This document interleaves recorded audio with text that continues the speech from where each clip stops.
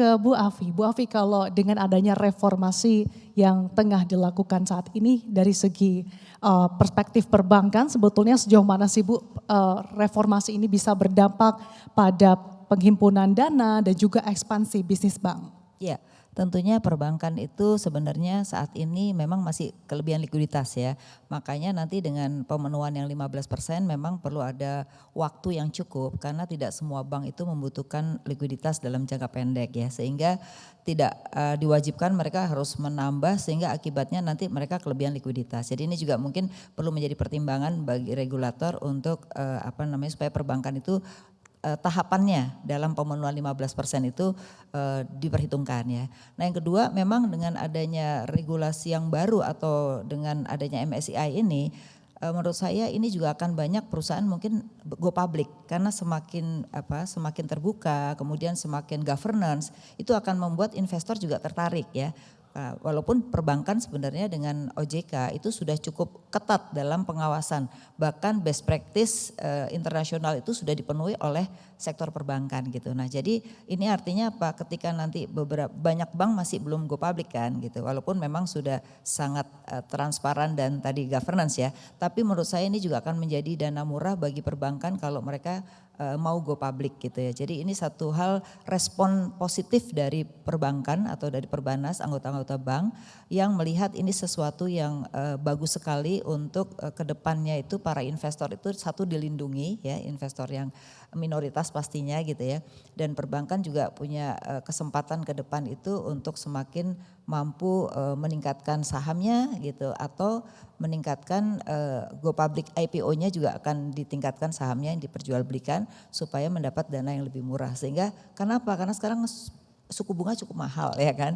Jadi salah satu alternatif sebenarnya yang juga menjadi pilihan bank pastinya adalah menambah penjualan saham sehingga ini kalau transparansinya makin tinggi perbankan juga percaya maka itu yang akan dilakukan oleh bank. Saya rasa itu. Dan terkait hal itu Bu, apakah terdapat jenjang ketentuan regulasi ataupun mungkin ekspektasi publik yang lebih jauh antara mungkin bank terbuka atau bank yang sudah listing di Bursa Efek Indonesia ataupun mungkin dengan bank yang non terbuka? Oke, jadi gini sebenarnya kita masih banyak yang belum go public ya, tapi karena OJK itu memperlakukan bank itu seolah-olah walaupun go public walaupun belum go public sudah seperti go public. Kenapa? Karena setiap 3 bulan mereka harus melaporkan keuangannya walaupun mereka tidak terbuka. Jadi sebenarnya kalau dilihat walaupun belum terbuka mereka sudah cenderung pengawasannya jauh lebih baik lah gitu ya. Jadi saya rasa kalaupun itu jadi IPO tidak terlalu bermasalah buat bank karena ketentuan-ketentuan untuk IPO itu sebenarnya sudah bisa dilaksanakan walaupun belum terbuka. Tapi kalau terbuka kan jauh lebih baik karena kalau kita lihat di pasar saham-saham perbankan itu yang luar biasa pemegang saham minoritasnya kan. Itu artinya menunjukkan bahwa sektor perbankan itu sebenarnya sudah cukup terpercaya dan kita juga bisa lihat dari sisi pembagian dividennya dan struktur fundamental dari keuangannya itu tentu saja baik karena bank itu sebagai pusat stabilitas ekonomi keuangan.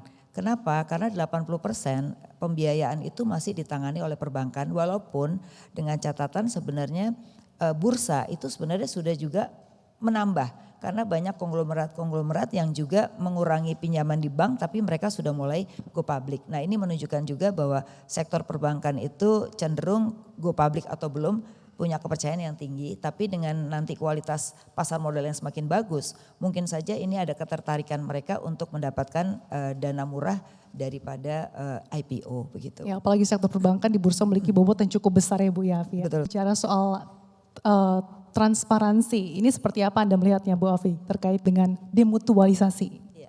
Nah untuk demutualisasi kita juga setuju ya, cuman memang kan harus pihak-pihak yang tidak terkait. Nah ini juga menjadi kunci penting karena lembaga keuangan ini kan belum ada yang punya ya dan di Indonesia kan belum mempraktekkan juga gitu. Jadi kita sangat sepakat karena jadi ada kontrol dari banyak pihak yang tidak terkait ya. Jadi supaya tidak ada informasi bahwa mereka bisa mendapat info lebih dulu gitu. Jadi memang harus hati-hati. Tadi juga dikatakan oleh OJK, bahkan Pak Misbakun juga mengatakan kan nanti kalau Danantara ini kan punya kepentingan enggak karena kan BUMN-nya juga banyak yang go public gitu ya. Jadi benar-benar apa yang sudah disepakati terhadap MSCI itu dilakukan juga, dan menurut saya sangat sepakat demutualisasi itu karena itu penting sekali untuk membantu para investor minoritas di dalam mengawasi ya. Dan kemudian juga kami melihat emiten itu juga penting untuk laporan keuangan tidak hanya segera diterima, tapi benar-benar ada pengawasan. Jadi kalau OJK kan selama ini yang banyak pengawasan ketat kan terhadap lembaga keuangan ya, tapi yang non keuangan atau yang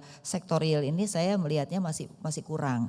Jadi itu perlu didalami karena kita kadang-kadang tiba-tiba loh kok investornya tiba-tiba buruk padahal itu udah jual sahamnya cukup banyak gitu ya. Jadi ini juga merugikan para investor sebenarnya karena tiba-tiba mereka menghadapi situasi yang default dan lain-lain gitu. Nah ini mungkin menurut saya catatannya adalah OJK perlu mengawasi lebih dalam justru laporan keuangan dari emitennya gitu. Implementasinya langsung ya Pak ya. Dari Bu Afi? Iya, saya melihat transformasi ini sangat bagus ya karena ini sudah memang suatu best practice dan ini juga bisa diikuti oleh investor-investor global gitu. Kenapa? Karena potensi pasar investor di Indonesia itu masih sangat besar. Melihat dari sisi demand kita yang sangat besar, kemudian perusahaan-perusahaannya juga kalau kita lihat dari LQ45 juga sangat bagus. Jadi sebenarnya potensi pasarnya masih sangat tinggi ya.